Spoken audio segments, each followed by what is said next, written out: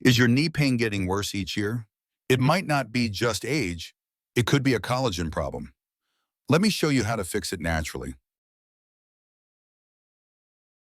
Welcome to Senior Graceful Aging. If you care about keeping your joints strong, your skin smooth, and your legs moving well after 60, you're in the right place. I'm here to show you simple, natural ways to support your collagen and keep your body youthful from the inside out. So make sure to subscribe and hit the bell icon because we have more videos coming up that'll guide you step by step. Let's stay healthy and active together. Part 1.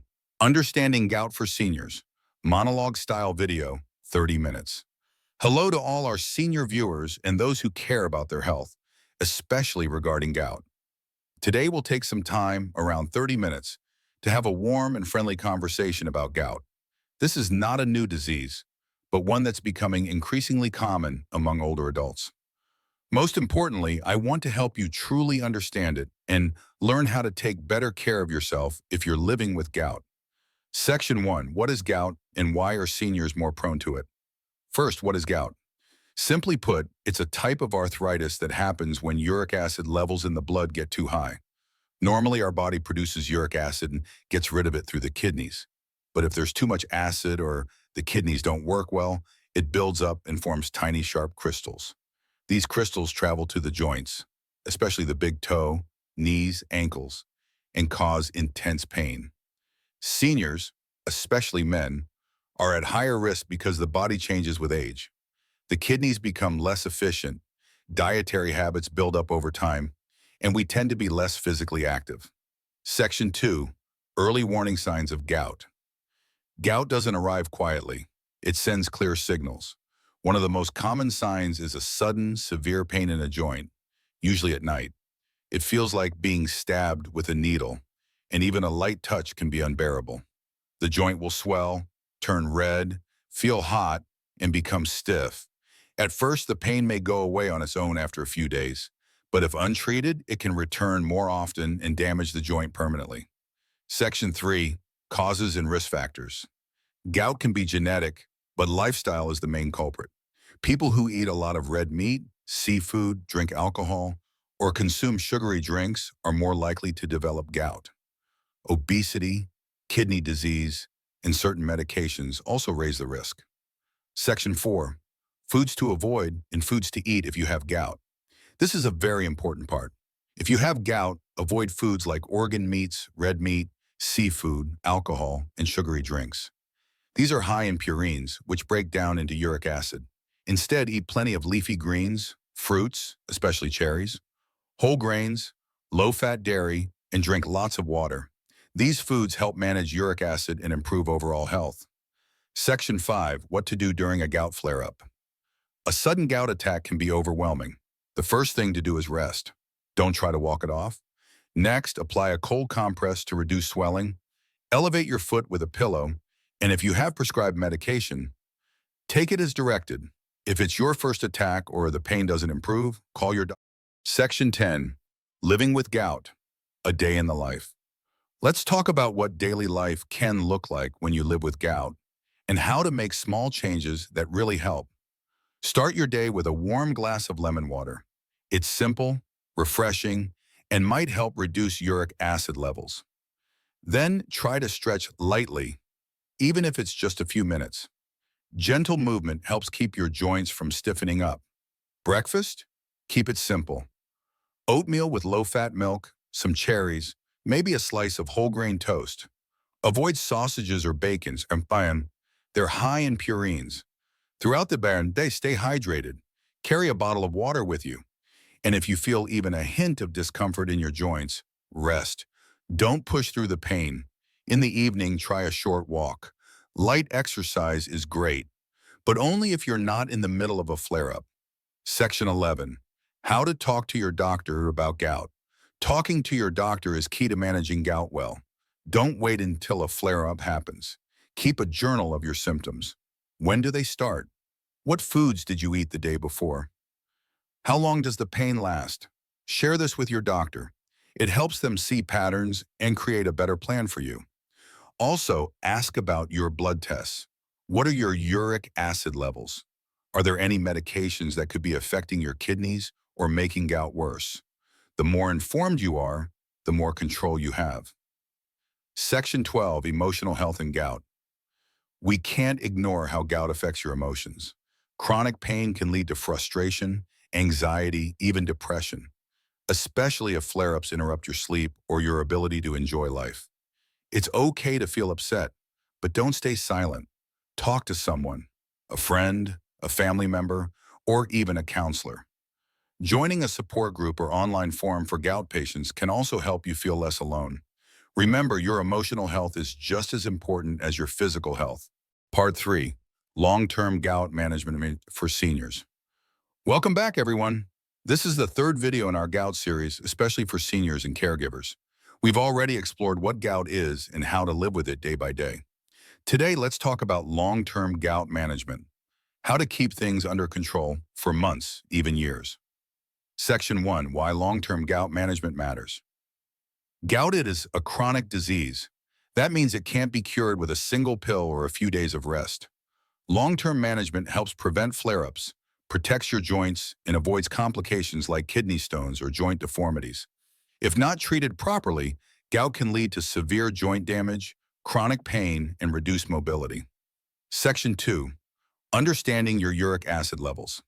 Doctors often talk about uric acid levels in your blood.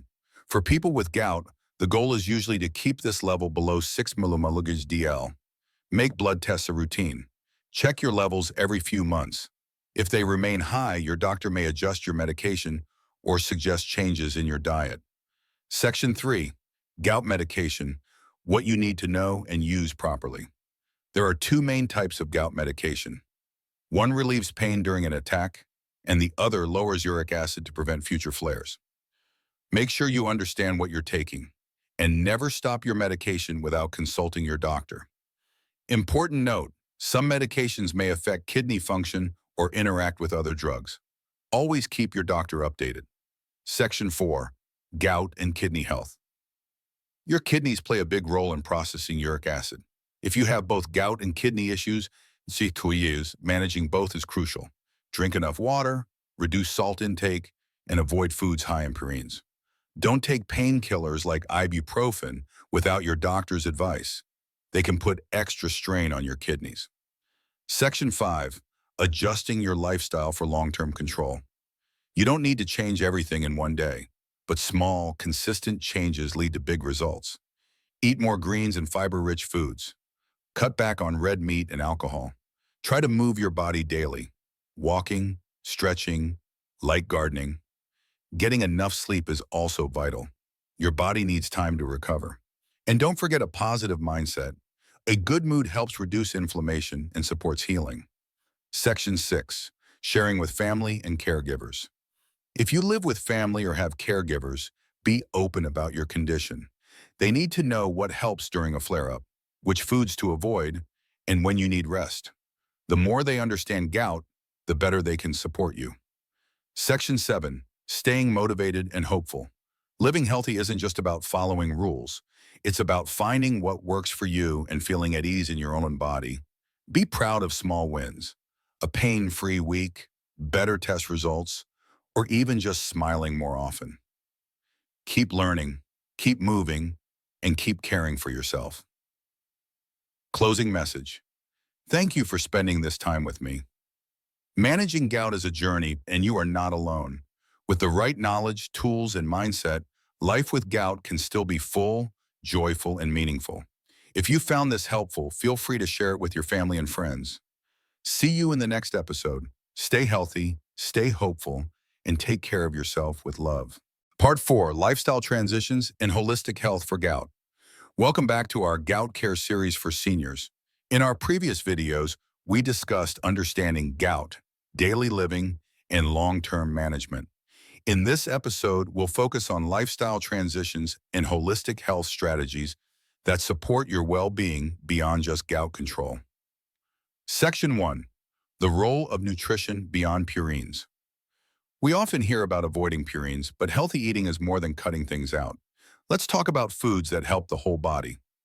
Eat more omega-3 rich foods like flax seeds, walnuts, and chia seeds. They help reduce inflammation. Add antioxidant-rich fruits and vegetables, such as blueberries, spinach, and bell peppers. Try plant-based proteins like lentils and beans, which are lower in purines than meat. Nutrition isn't just about avoiding flares. It's about building a stronger, more resilient body. Section 2, Mental Wellness and Chronic Pain. Living with gout can wear on your emotions.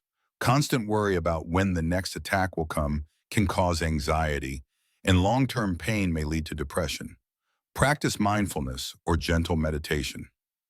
Even 5 to 10 minutes a day can calm your nervous system. Try journaling how you feel physically and emotionally. Don't hesitate to speak with a therapist or counselor who understands chronic illness. Mental health and physical health are deeply connected. Care for both equally. Section 3, Staying Social and Engaged. Gout can sometimes isolate people, especially when they don't feel well. But connection is healing. Call a friend, join a walking group, invite a neighbor for tea. If mobility is limited, look for online communities. Many seniors with gout share their stories and advice. Staying social boosts your mood, and a good mood reduces stress, which helps reduce inflammation. Section 4, Integrative Approaches to Support Healing. Besides medication, there are complementary therapies that many seniors find helpful. Acupuncture may reduce inflammation and improve circulation. Massage therapy eases joint stiffness and promotes relaxation. Tai Chi or Qigong combines movement, breath, and balance, ideal for older adults with joint concerns. Always talk with your healthcare provider before starting a new therapy. Section 5, Creating a gout-smart environment at home. Small changes at home can help prevent injuries and flare-ups. Keep walkways clear and install nightlights to avoid trips and falls. Store anti-inflammatory foods in easy-to-reach places. Have a comfortable chair that supports good posture. Your space should help you heal, not hold you back. Section 6, Embracing Aging with Strength and Grace. Aging isn't just about limitations. It's about wisdom, patience, and perspective. Gout may be part of your journey, but it doesn't define you. Celebrate what your body can still do.